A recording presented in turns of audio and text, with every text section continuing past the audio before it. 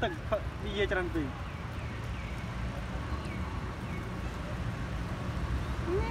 phần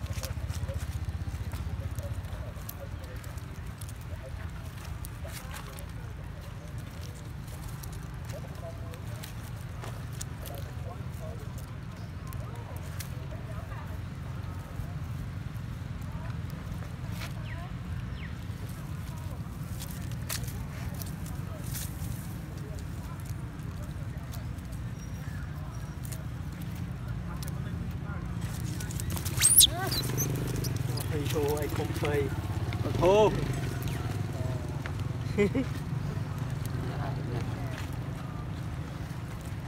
bà bài đồ lại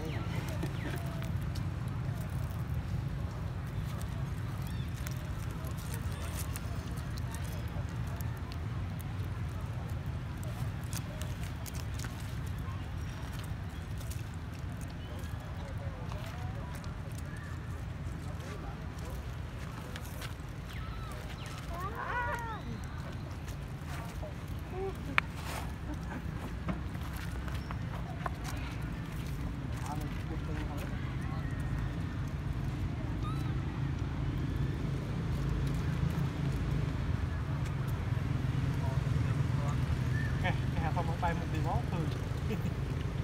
kẹt lại như không thành kẹt với cả là bông thục nghe là bông thục cô như vang lại như học nhiều khi nào rồi không có ăn chôm rồi mấy con chôm rồi và ồ mày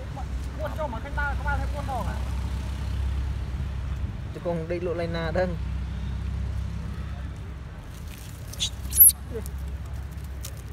tôi chắc nó vậy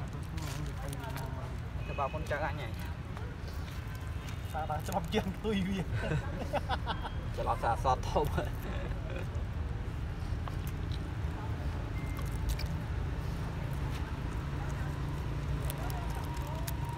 mấy trăm cao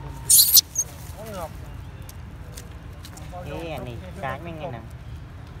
tích đang on ca thịt con khoa đấy à tu